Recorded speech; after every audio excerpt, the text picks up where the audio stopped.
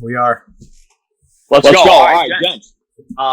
Took us 7 years to get you on, but thank you for coming on. Let me do a little intro here. Episode 55 for everybody listening. Guest 22 is Jenssen Riffel, external pro scout for the Cleveland Browns. So big time we got on the pod. I remember back in the day, you remember going over to Jenssen's place and working on the class stats? Yeah, what was that? Yeah, intro to stats or some shit.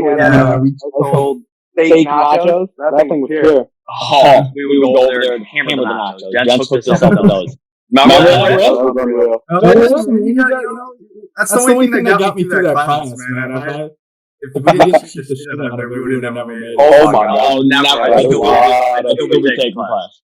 100%. Still actually, like, I get fake emails all the time, and I cancel it, but I still get them. So. You do? Yeah. I bought the teacher edition for statistics to get through it, so we figured it out. So. Oh yeah, that helps a lot there. All right, cool. Gents, again, thanks for coming on, buddy. Give us a little background. I mean, tell us about growing up. You grew up in the SAG area, and then. Yeah, I grew up in Cleveland. Went to Cleveland High School, graduated in 2015.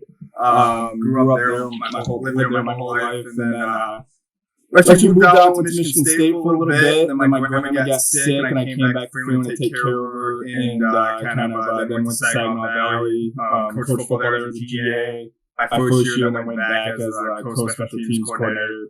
And had the privilege to coach kind of lots that you guys all know as a job and stuff.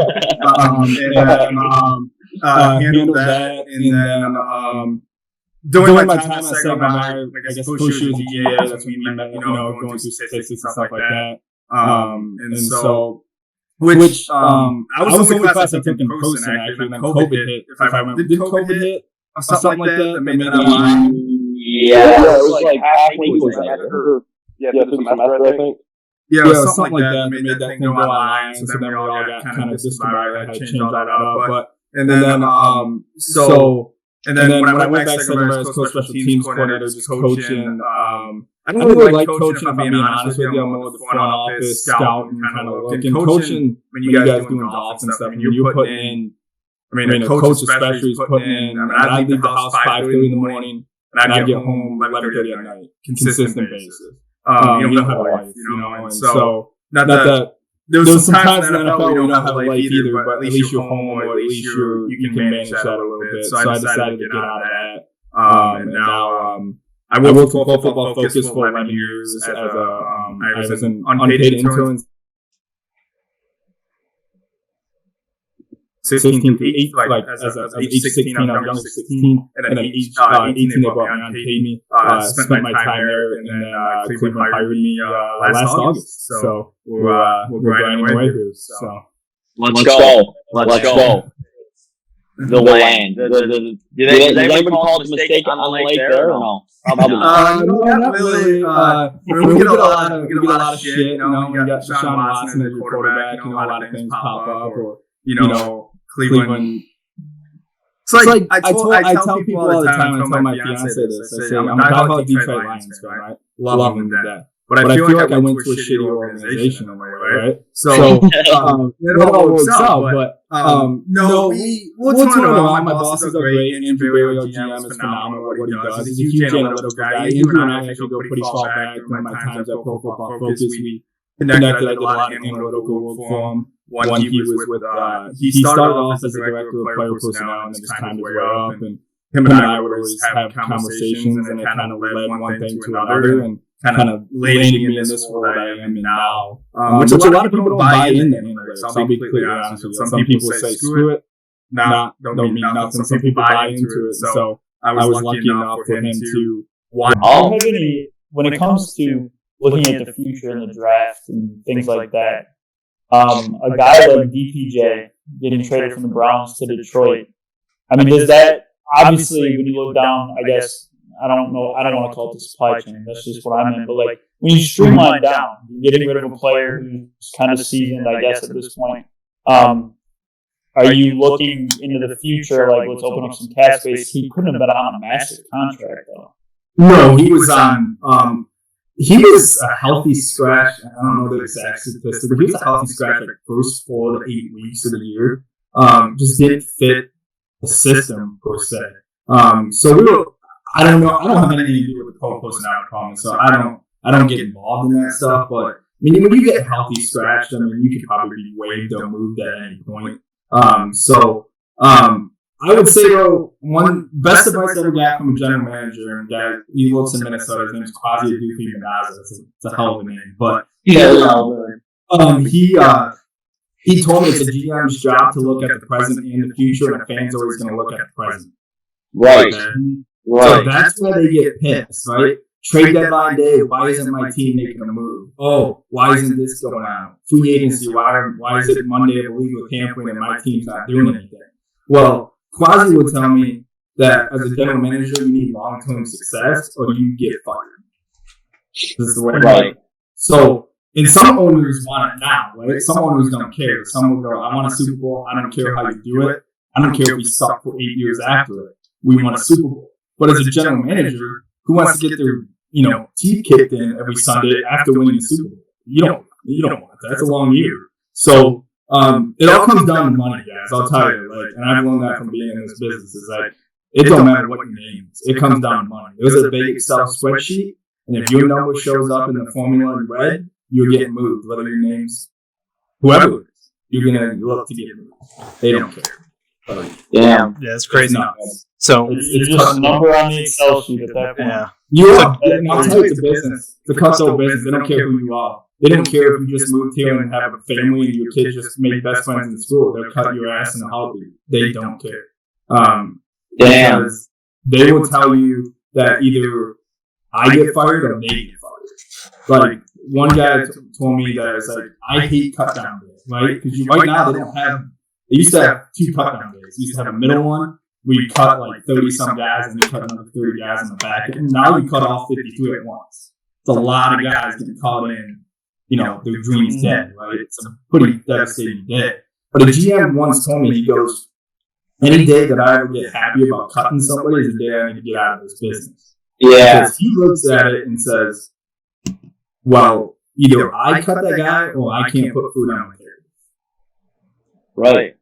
And it's harsh reality, but I mean, that's the way it goes. And you get down. I mean, I've seen it. We get down to 56 guys, and you got a roster of 53. Those 3 guys are slim. I'm telling you, there's the biggest debates in a room you can ever get.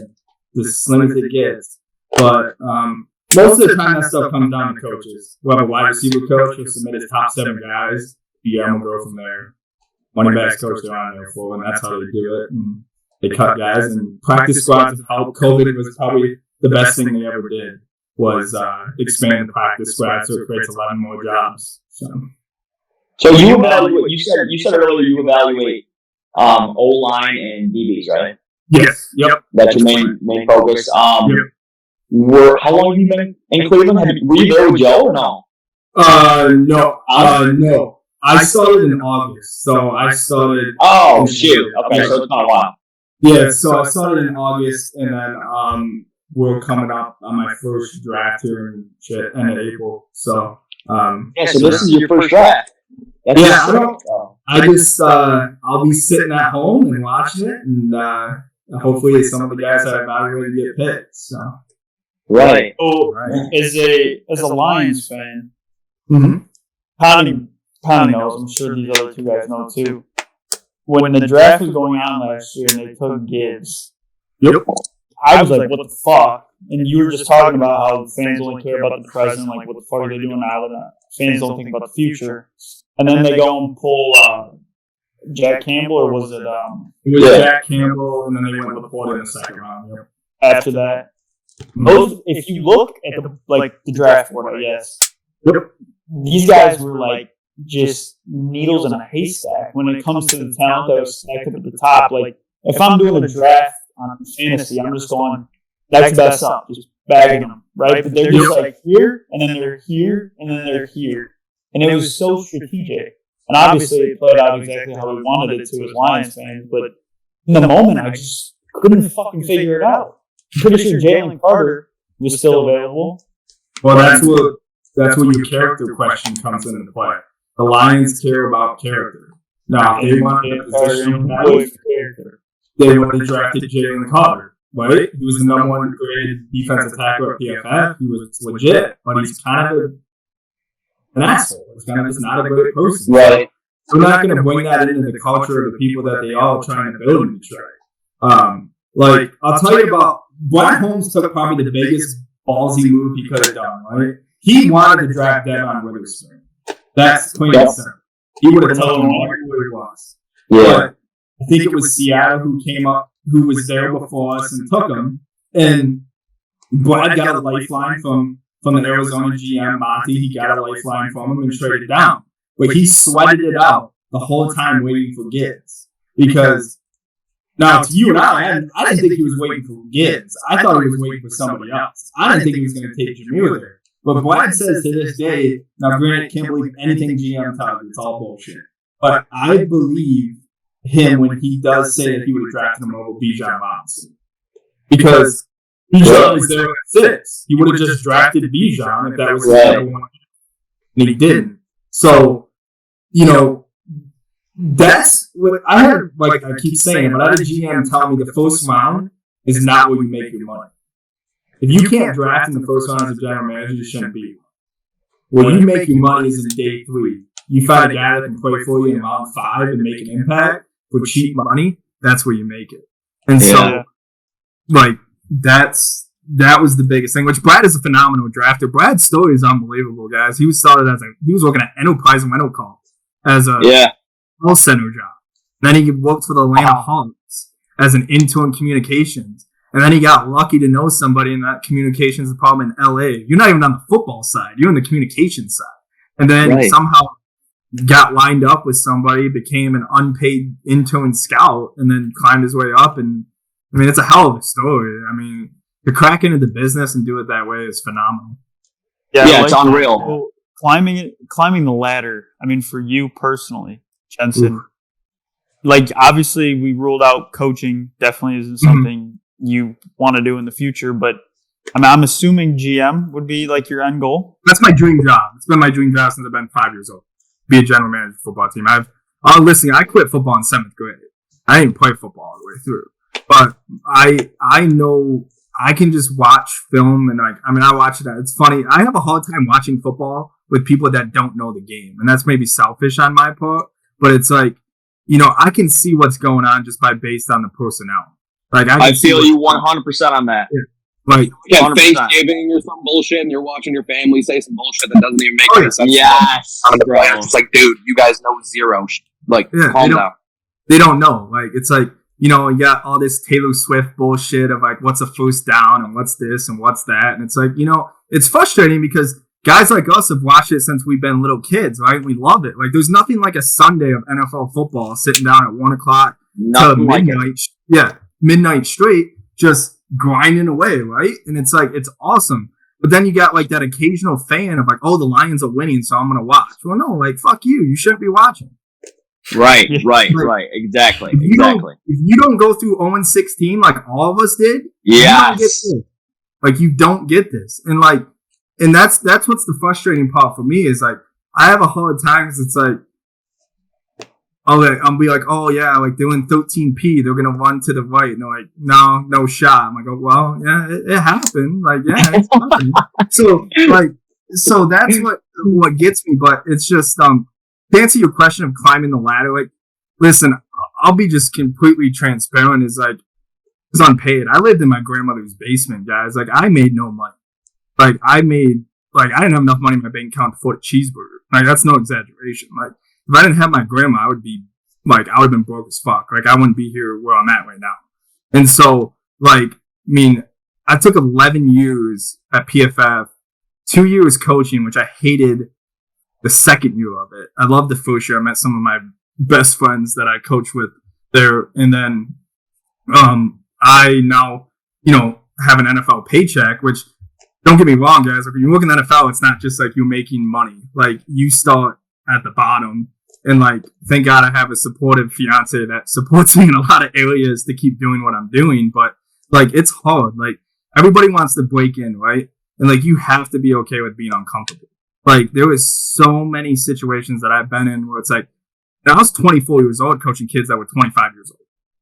And I get on a whiteboard and I have to walk in and I have to tell them what's going on. Like, and if you're not, like, I'd have to tell, like, Coach Brady at Saginaw Valley, like, during the interview process, he's like, you're going to need to be the biggest asshole you've ever been because these kids need to respect you or they'll walk all over you. Like, and, like, he knew I knew it from the X's and O's standpoint, but it's another thing to stand up in a room of 136 guys. Well, like, why am I going to listen to this kid who is the same age as me? Like, why would I?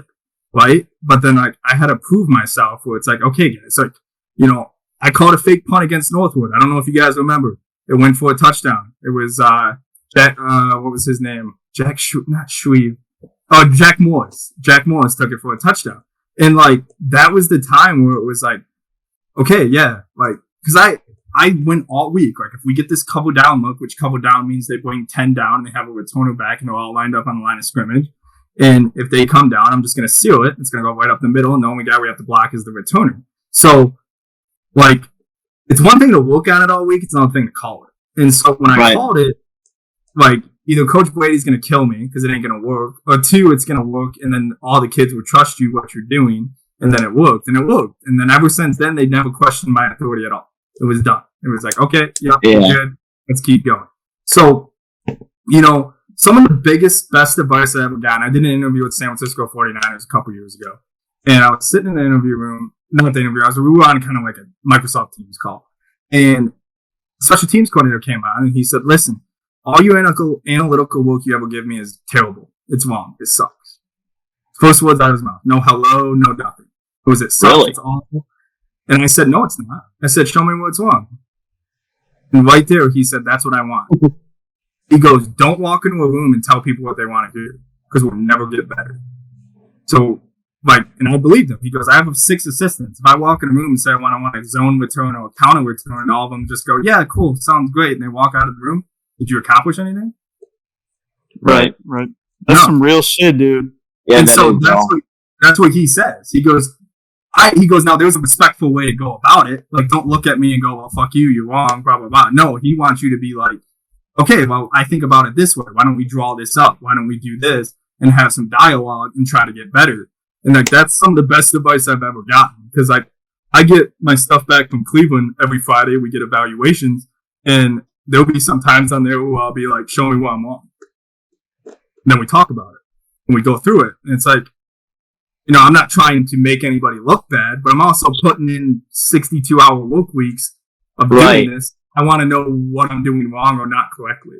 So, you know, I've had some of the most uncomfortable conversations. I can't even explain to you. Like, I've walked in some rooms where I didn't know shit, and I had to sing some bullshit. And I figured it out. Like, you just figure it out. But some people don't want to do that, right? Some people don't want to be uncomfortable. Like, some people are just like, yup, like, I'm just going to do it. It's okay.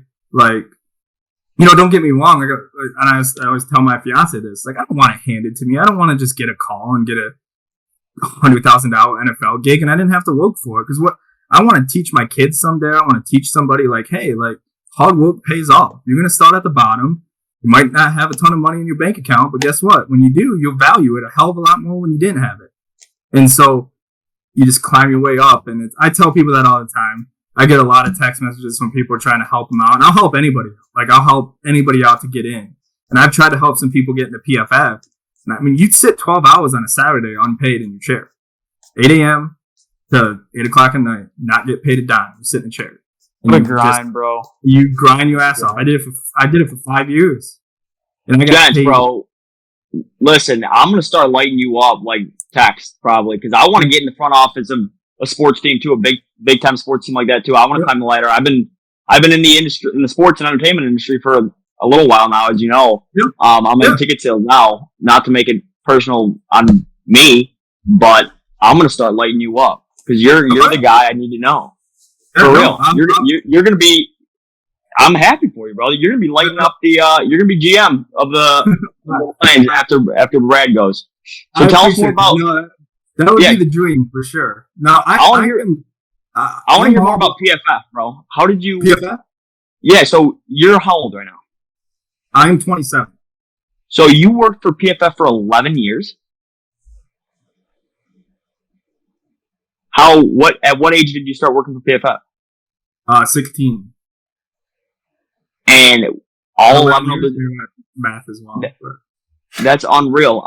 Maybe 10 years then. I just left PFF. That'd be 10 years. My bad. Not 11. So those analytics that we see on like Sunday Night Football when they're in the introductions and stuff, you know what I'm saying? Like they show the PFF rank. What part of the grade?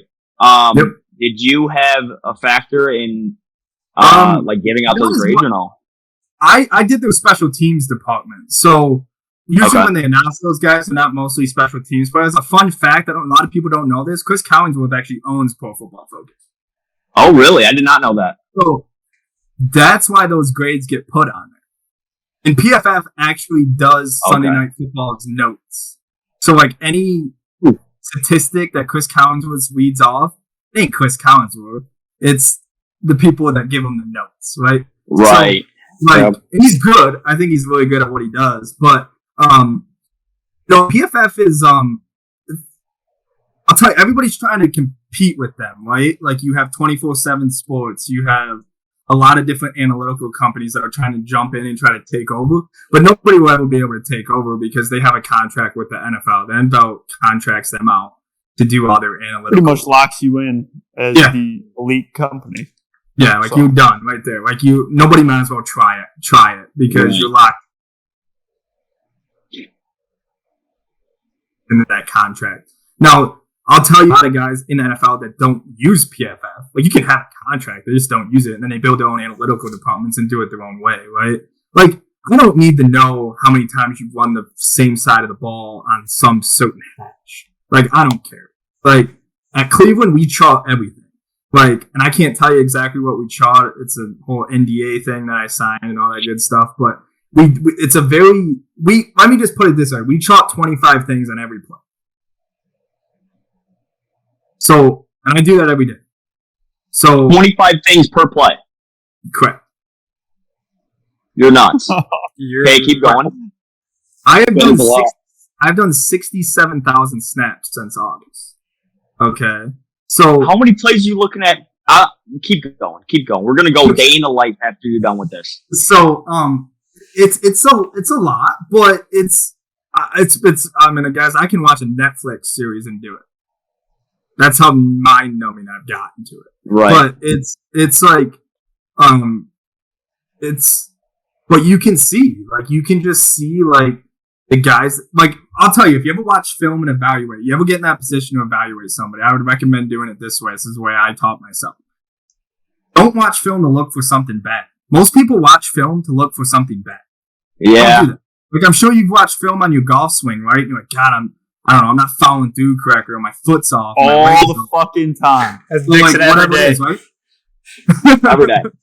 But but that's your first instinct, right? Is what did I do wrong? Instead of, what did I do correctly? So, yeah, that's true. Like, my hands look good, or whatever, my knee bend, or I don't know much about golf, but other than Shoffley sucks, I know that's your boy, but that's what? I'm kidding. I'm just saying. No, take that back. Actions of beauty. You guys edit that one out. Swing on tour. But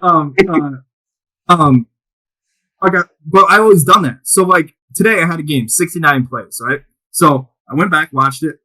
I watched it once on what he did correctly, right? So I grade it, and then I watched it again on what he did wrong. So instead of getting blinded, instead of doing both things at once, you just do it twice. Now that's kind of tedious, but that's the way I do it. And so you get the better grade that way. So, film's not fun. Like, I'll tell you, I go to bed and blank and I see it. Like, you watch 67,000 film.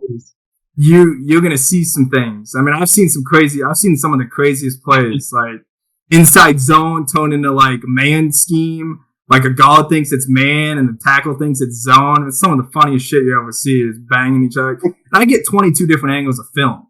So like I see it all. I can get end zone, sideline, I can get above, I can get from press box, I can get whatever I want. And like I just usually do DBs, I do sideline because you can see all the back end coverage and stuff like that. And then lineman, I just do end zone, you're right behind them. That's that sky cam above that you can see. Yep. Just get that. So this leads me into my next question then, because with you watching that much film day in and day out, what do you think of the officiating in the NFL? Like, I bet you see so many flags that are not called. Is that correct or no? Yeah, especially in the college game. I mean, granted, the college game, you got people that work a 5-day-a-week job and go officiate college football on a Saturday, right? This ain't their full-time job. It's not an NFL either. The NFL ain't a full-time officiating gig. Which, let me tell I'll tell you, am I cutting out a little bit? You guys kind of froze a little bit, but a little bit. You're good now. Yeah, I'll be right back. I gotta grab my charger. Yeah, no worries. I will say, the officiating could be a lot better. I see things all the time. Like, a lot of people don't like O-linemen, right? You get a screen pass. D-linemen are notorious at grabbing them, but they don't call defense a holding on an interior lineman very often. So they'll do it all the time. And I'll see it, and the guy's like getting whacked around. He can't vacate, get to the screen, and then he can't get to the linebacker, and the linebacker makes the play, and the whole thing's blown up, right? But it's not the whole lineman's fault. He got held, but they're never going to call it. So there's a lot of things that you can get away with. The officiating is just bad all around. I don't know how to change that. We've had some discussions at work about how to go about that. You can submit new rule proposals. You can submit all these things. At the end of the day, it's a judgment game, right? And I think betting has made it. I don't want to start that whole discussion, but I think betting has caused a lot of things, right? And I can't bet. I can't play fan. I can't do any of that. But my brother does, and God forbid does he try to hit me up and get all the shit he can. But I will tell you that you're only human as a person, as an official, to not bring that into it, right? Right. So they know what the spread is. They know what the over-under is. If you need a field goal, let's say it's a 42-12 game, but they need to get to whatever. 12 doesn't happen very often, but you need to get like 42-15, and they got to kick a field goal. Why not call the deep pass interference call and have them kick the field goal and cover it, right? Ain't going to be no skin off your back, but you covered it. So, I don't know. Do you think that happens? It's hard not to watch some games and go, like, wow, backdoor cover. How are they making this call? Yeah, like, how do you make that call? Like, how do you miss that call? Like, for instance, the Kansas City Chiefs Green Bay game this year, right? I think Scantling got pretty much tackled at like the 10-yard line. They didn't call anything. It's like, you can call some bullshit, 5-yard jamming, and you get 6 yards and the flag's out. Like, you can't call that. That's like the most obvious thing in the world. It makes you think there is some stuff that goes on. Damn. But yeah, I agree. The whole online betting, and you could kind of do it off if you had a little burner iPhone that you could make a play off of if you're a ref or something. But I don't think you'll ever be able to remove the human element out of the game. But that's never. We talked about this. Bad calls make the part of the game so much more entertaining. I wrote a blog on it, bro. Don't make anybody AI or robot like Jensen in the MLB. They're talking about the robotic umps and like the automatic strike zone and stuff. I think that's stupid. In my opinion, you need the human element. That's what's made it great forever. Exactly, forever. Some of the go on YouTube and watch the greatest ejections in baseball. Some of the funnest 20 minutes you ever watched. 100%. But 100%. I'll tell you, the chain gang will disappear in a few years. That's one hell of a human element that will be gone. They've already have tracking of the ball, so you won't even need a chain gang. Okay. It'll just be like a laser down the line, which probably be better, right? The whole get the chain gang out, clear everybody away. I don't care. Like baseball, for instance, right? I'm sorry, you're gonna hit a nerve with me, but who the fuck needs a pitch clock? Don't watch it. Yeah, right. Exactly. Don't watch it. Yep. Nobody's forcing you to sit on your couch for 3 hours and watch the baseball game. Exactly. I'm so with you there, John. They cut it from 20 to 18 seconds with no runners on base. I was watching the Tigers spring training game the other day. It's why?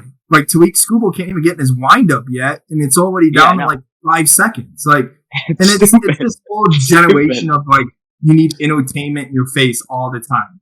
But no, baseball, if you listen to baseball broadcasts, it's about the storytelling of how did we get here? Like Dan Dickerson or Jason Benetti. Thank God Matt Shepard's gone. That guy was awful. But like, he's terrible. You get people going, and it's like that's why I love baseball. Baseball is the most strategic game in my opinion ever. Like in one of the things ever. Like, do I bring in a lefty to face the righty? Do I bring in this? Do I bring in like?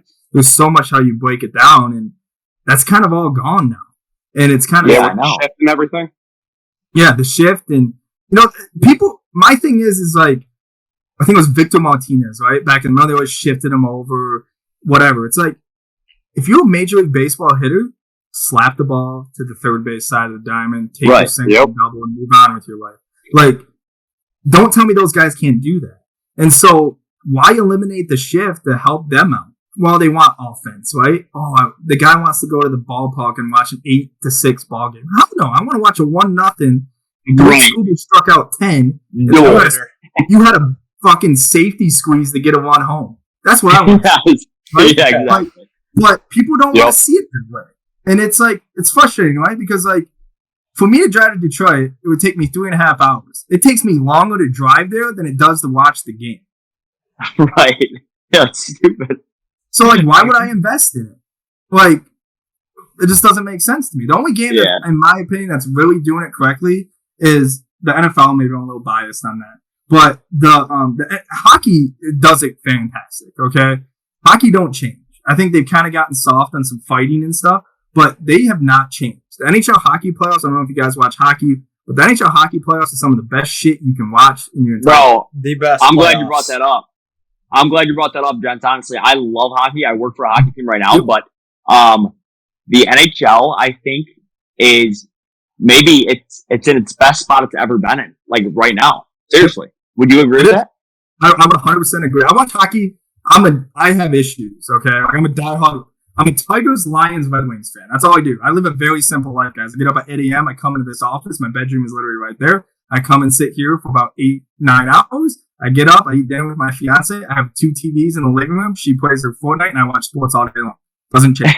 Great. And like, great. I'm watching the Islanders Blues game right now because the Wings need Islanders, right? Oh yeah, we do. I don't like all I do. I haven't missed a Tigers game in 4 years. I have not missed. I've not missed a Detroit Tigers baseball live in 4 years. So that's all I do. All I do. Tough to watch then. Oh, it's brutal. When we make it, I'm there. What do you think? What do you think about the boys this year? I think we take the second. Personally, I think Scott Harris is awful as a gentleman. Really? Go deeper into that. Why do you think that?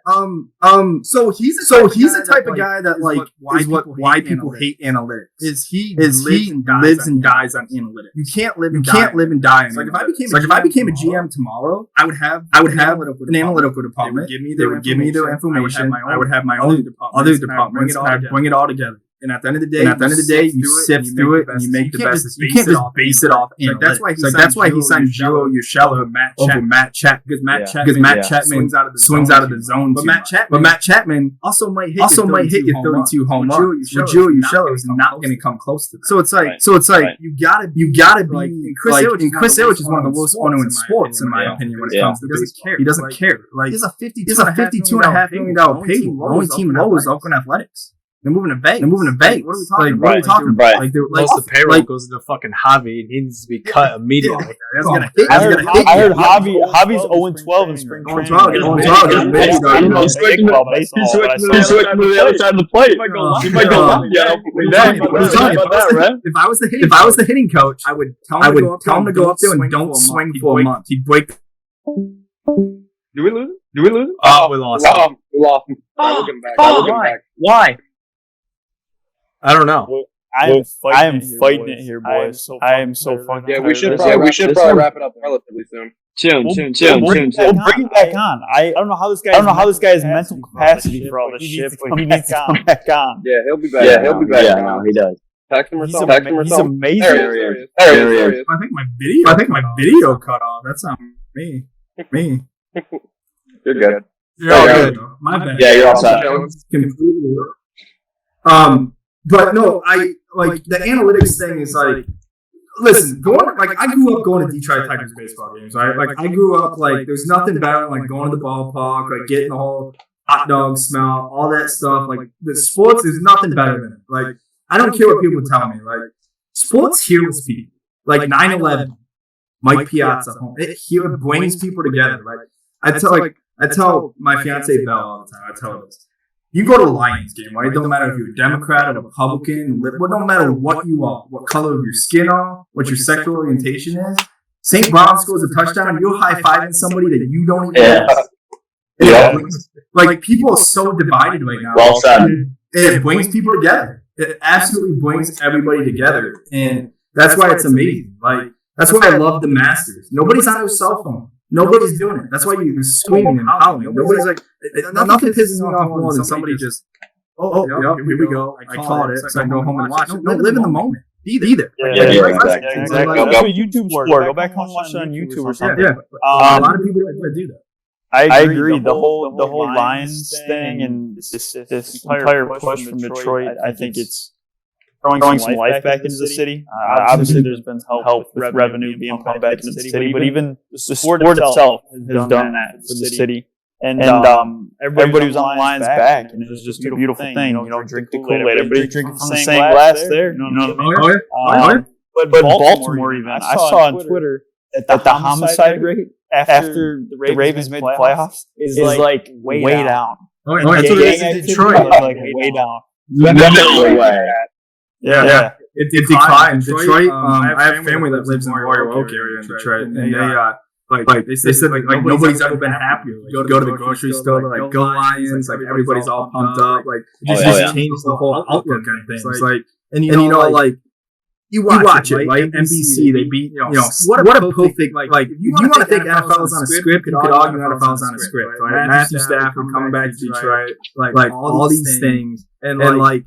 The defense kind of was up and down all year, and the boys make a play at the end, get off the field, and Ben Johnson's got some serious balls, 36, a hitch to St. Brown, and like get out of there. And you see old men crying. You see people like I talk to my dad all the time, and like my dad is like I don't even know what this feels like. Like Billy saying it was like the last time we had anything that was like phenomenal, and it's like right. It's amazing, right?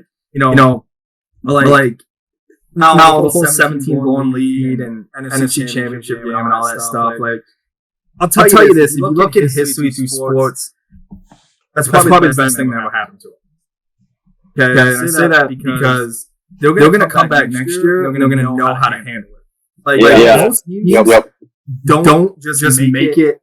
Because I'll tell you right now, personally, I think if they would have gotten to the Super Bowl, they probably would have had the same collapse in the Super Bowl. Okay. Yeah, that one probably would have hurt a little bit more because you did it at the biggest stage in the world, technically. So I do feel that they will bounce back. They'll have the hunger. They'll be ready to go. Dan Campbell is an absolute just legend of a human being. Deserves everything. Should have won Coach of the Year, in my opinion. Without a doubt. Really not. It doesn't make sense to me. I mean, he did something. Your boys ran that whole night. Yeah. Kevin did a good job. He had a revolving door at quarterback. He had Joe Flacco coming in. Granted, Texans got like 6 picks from him or something that day. I can't even remember what it was. But I mean, Dan did something that just is incredible. I mean, who knows though? I mean, you come in next year, Goff could get hurt, and your season could be 5 wins, and you could be at square one, and people could be calling for his head. I mean, it's a cutthroat business. Like, people could want to fire 2 years from now. Like, it's just crazy how the world works. But he's an unbelievable human. I met him once at the combine a few years ago, and I'll tell you this: like there was Andy Reid, who's like fat, and then there's like Dan Campbell, who's like the most jacked human being in the world. Like he is insane big. And like his unbelievable. He has this he chews like I was talking just like a dip in the side of his mouth. It's like classic human being. Steve Brown. He's an old world guy. He's a good. McGrath's like in passing, but I think that's why his play was like people always argue. I have a tendency to ramble on, but people always say like that was Cowboys, right? Why did you not kick the extra point and just go to overtime? Like toward his players, he's going to go for 2. You're a player. Granted, they executed it, right? Taylor Decker, the whole thing. They executed the play. But should have been a win. Should have been a win. In hindsight, it actually saved them because they got an extra home playoff. Yeah, exactly. Yeah, exactly. Crazy as how that turns out. But that's why players trust. Because the Packers beat Dallas. The Packers beat Dallas. Okay. So it actually saved them. And if the Packers could make a field goal, oh my god, I would have played them at home for the third one as well. Yeah, that would have been. What are your thoughts on their young talent with Jordan Love, Romeo Dobbs, Jaden Reed, some of those shots, and some of those guys, and their ability to kind of turn that season around? And what do you think future they're going to be doing, and they're going to be doing in the next couple years? They're legit. I love Love. I think he's a great pocket guy. I think he's really good. I think defense. I think you got to change that O line up though a little bit. I think getting a little old on the O line. I think there's got to be some. Yeah, you got to get rid of Bakhtiari. You got to get rid of Bakhtiari. He needs to go. Just taking up dead cap. I saw you guys cut John Runyon today. I think and certain things like that. I think it's going to be honestly a 3-team race in the North. I think Minnesota is going to eclipse on a rebuild here. I think you're going to find them sign like a Trey Lance or Sam Darnold to bridge it. Maybe drafting a Drake May or a Penix or whatever it may be to kind of bridge that. But Green Bay is legit. I think the best offseason acquisition we've made up to this point is Jeff Haley, your DC. Phenomenal from Boston College. I think he runs a 3-4 system that's going to come. You guys are going to be bigger. And you guys are going to be bigger at the linebacker spot. It's going to be the Lions will have their hands full there. I'll tell you that. Wings and go ahead. Boston College people weren't liking that. A lot of people weren't liking that out of the Green Bay Packers. I honestly didn't. Well, I mean, I'll tell you. Good at Boston College. He was phenomenal. He was phenomenal. He was a DC at Ohio State before he went to BC. He was really good. I'll tell you. Who wants to coach the college football game right now? No one. I mean, I do. I know all this bullshit that goes on. I mean, you just got a guy leaving the University of Michigan for $2.2 million. That's fucked up. It's messed up. I agree with it 100%. I'll tell you, this is the type of shit that's going on right now, guys. And I can't give sources away, but a guy will walk into a coach's office, okay, like Oregon. Let's say, for instance, Connor, you play high school football. Somebody will contact your high school head football coach that you played with 4 years ago and they'll say, hey, I want Connor to put himself in the portal. I'll give him $50,000 to put himself in the transfer. Okay, so you put yourself in the portal, you get 50 G's. They'll give you another 50 G's to take an official visit. So you get $100,000 in the pocket, you haven't done anything yet. Okay, and then you get there, and they'll offer you $150,000 a year to be backup tack. Okay, yeah, crazy. You go back to your head coach and go, hey, Oregon offered me $150,000. Will you match it? And then they say, well, fuck you, don't let the pitch on the way out, and you're on your way to Oregon. Yeah, that is how it works, doesn't it? Comes down to the money now. This is the new topic that. Okay, so here's the thing, Jensen. I want you to come on again here. And I want to talk college football because I love college football. I love the NFL, and I love college much more than I love the NFL. 100%, lock it in. But my opinion's starting to change. So this is a whole section of conversation that we can talk about for a long time. So let's start that conversation on the next time we bring you on because I definitely want to get into detail about that because it just fucking infuriates me. For sure. No, it's a crazy. It's not. They need. You might as well get rid of the NCAA at this point. I agree. Fraud.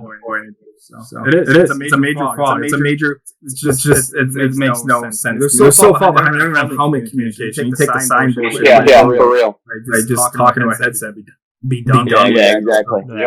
So we're gonna get named. Go ahead. So since we're talking about our NFL teams, I have to put in my Dolphins. They're in terrible dead cap money space right now. What do you think would be their best move to re-sign Christian Wilkins and tag him, or just completely gut out the defense again? And because they cut Xavier Howard, he's a June cut. He'll save some money. June first cut. Christian Wilkins. Well, the deadline passed today at 4 p.m. So he didn't get paid, but he'll test the market on Monday. I'll tell you, it's probably better he goes. And the reason I'll give you an example, and I'll be very quick, but he'll get the reason I give you an example is you guys remember the guy by the name of Albert Haynesworth, okay? Played for the Washington Redskins back in The reason you don't pay guys that weigh that much is after a while, like the Dominican too, right? Why do you think nobody signs him? He's too big, his knees can't hold up. You don't want to give these guys big contracts like that. So to answer your question, I'd let Christian Wilkins walk. He's probably going to get might get a ton of money a year. That's he's going to get just stupid money, and I think that's probably the way not to go with it. I would tell you what you need to do is injury screwed you guys. Injuries down the stretch absolutely just destroyed what Mike McDaniel had going on there. But you need to find a defense, some sort. You can put up 31 every night with that offense. You just need to find something that can just hold somebody to 21 points. Shit, you'll be winning 12, 14, 15 games a year. So we got rid of Fangio. We didn't want to use Jalen Ramsey the way Jalen Ramsey should be played.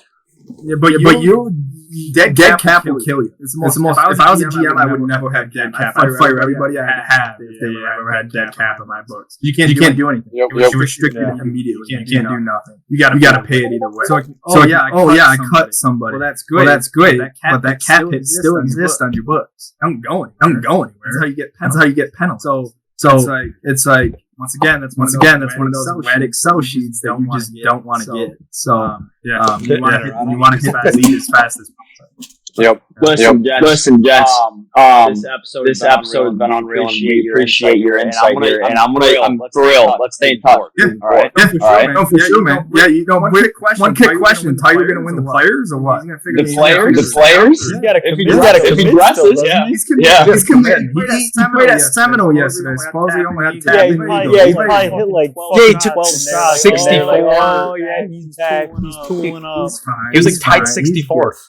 He just needs to stop. He needs to stop eating in and out. Yeah. He's good. No, I appreciate you guys having me on. Yeah, no, for real. Jen, thanks for coming on. I'll be transparent here. My favorite episode probably so far. Seriously. For real. No, seriously. Me and you could go, all five of us could go until midnight, but let's actually save it for another episode. You guys hit me up anytime, and I'll find some time in my schedule, and we'll fit this in. No problem at all, guys. Let's do it. Hey, last thing too, congratulations on getting married again, and good luck to you on that. If we don't see you before then. I appreciate it, guys. No, thank you very much.